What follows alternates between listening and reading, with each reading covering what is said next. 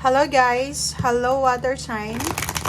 Hello Pisces, Scorpio, and Cancer. Welcome dito sa aking channel, Kapalaran 888. Alamin natin ang daily tarot reading mo. Water sign, Pisces, Scorpio, and Cancer.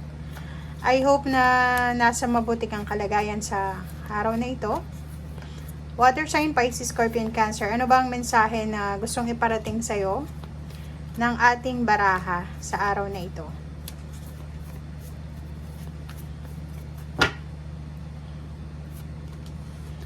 Okay. Water sign. Mayroon kang 3 cards dito. Ang unang baraha is number 18, which is number 9, number 12, 3, 7. Posibleng ikaw ay may anak, or posibleng wala ka pang anak, or pwede may anak ka na. Siguro ang good news na to, itong mensahe ito is galing sa anak mo, or it's a message na buntis ka, or posibleng mensahe ito tungkol dito sa isang bata, sa isang inosenteng bata, or sa isang individual na sobra-sobra yung importante sa'yo. So, it's a good news. And, isa din sa posibleng mensahe sa araw na ito na isang privileged lady, isang mayaman isang anong tawag dito? Sobrang yaman niya siguro. Or hindi natin pwedeng sabihin na sobrang yaman. Pwedeng may stable siyang trabaho. Stable yung negosyo niya. Stable yung financial niya. Posibleng makatanggap ka ng balita galing sa kanya sa araw na ito. Okay? So, comment down below if you resonated dito sa barahang ito. Okay.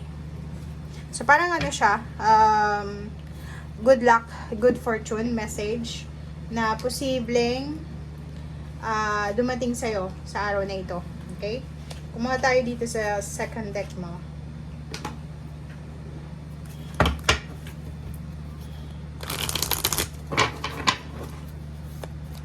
Water sign, Pisces, Scorpion, Cancer. Okay. Rider and number 10, dog. Single ka ba? Kasi kung single ka, etong message na to is pwedeng resonated to sa'yo. If you're a single individual na siguro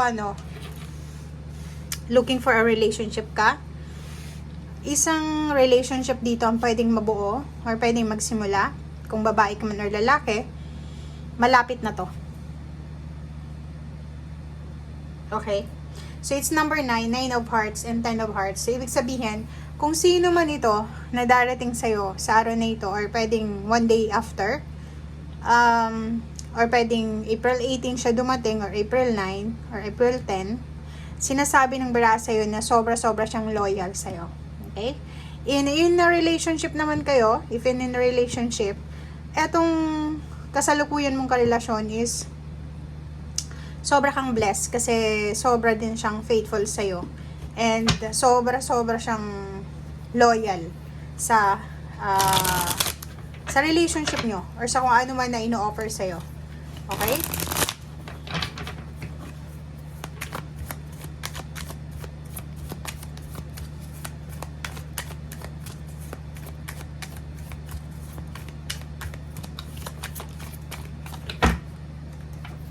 Okay, first card natin is the Empress. It's a new beginnings, guys. Abundance energy to. So, atong Empress na to is privileged lady din siya. So, ibig sabihin, pwedeng ikaw yan. May balita ka, may good news ka sa araw na ito na pwedeng maging dahilan ng sobrang happiness dahil sa sobrang blessings, biyaya, good fortune, good luck.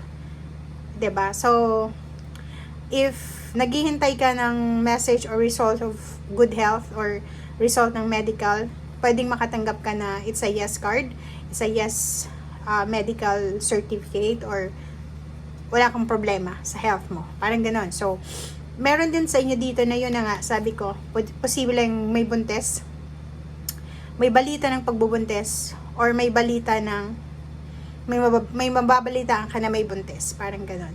And, marami din na ideas, new inspirations, na pwedeng magdala sa'yo ng sobra-sobrang determinasyon, lalo na sa pagtatrabaho, relationship or sa kung ano man na pagbuo ng pamilya. Okay.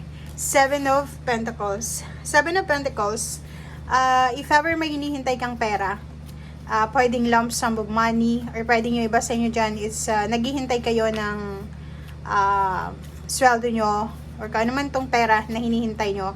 Medyo nakakaramdam ng impatience yung iba, but sinasabi ng baraha sa'yo dito na kalma lang.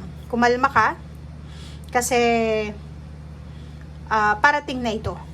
Or if ever man hindi ikaw yan, so ikaw lang yung nagtatrabaho sa pamilya nyo, and then yung asawa mo, karelasyon mo, or kapatid mo, or kung sino may itong involved sa'yo, is wala silang mga trabaho. So parang ikaw lang yung tagadala ng swerte sa pamilya. So sinasabi ng baraha, huwag kang mag-alala kasi parating na yung success, yung victory, yung announcement of good news. Okay? Mayroon din ditong yun nga, may mga relationship na magsisimula na pwedeng humantong sa pagpapakasal. Okay. So, yun. Mayroon ditong the Tower card. May iba sa inyo dito na siguro marami kayong naranasan ng mga problema or pwedeng mga stress sa pamilya, sa kaibigan, sa karelasyon, sa trabaho, or sa kung ano pa man na pwedeng nagbigay sa iyo ng sobrang lungkot or disappointments. And today, sinasabi ng baraha sa iyo dito na magkakaroon ng sobrang pagbabago. It's a magic card or it's a magic day para sa iyo na parang yung mga nangyari sa iyo na hindi maganda sa past mo ay may mga hidden messages pala yon, or may mga hidden gifts pala yon, hidden blessings from the universe. Diba? Kung naniniwala kayo sa ganun, sa blessing in disguise, diba? May mga gusto tayo na minsan hindi natin nakukuha. And sumasama yung pakiramdam natin, yung minsan yung belief natin medyo bumababa siya. And hindi natin alam, may inilalaan pala sa atin ang ating Panginoon na mas better choice or mas better option or mas better na plano para sa atin. So, wag kang masyadong kumbaga hard sa sarili mo. If ever may mga pangarap ka hindi mo pa maabot or feeling mo mahirap abutin, wag mong kumbaga saktan yung sarili mo, or wag mong masyadong i-underestimate yung sarili mo, mag self-pity. Kasi yun na nga, sinasabi ng baraha minsan, it's a redirection. Baka akala natin maganda yung buhay natin doon sa gusto natin, pero in reality pala hindi naman. So alam ng Panginoon kung anong mangyayari sa atin. Siya yung ang in control sa buhay natin. So hayaan natin siya, go with the flow. And kung ano man tong mga biyaya na gustong i-offer sa atin ng Panginoon, kung ano man tong mga gusto yung ibalik sa buhay mo, tanggapin mo. Gusto yung alisin sa buhay mo, tanggapin mo rin. Okay? Thank you guys. Bye!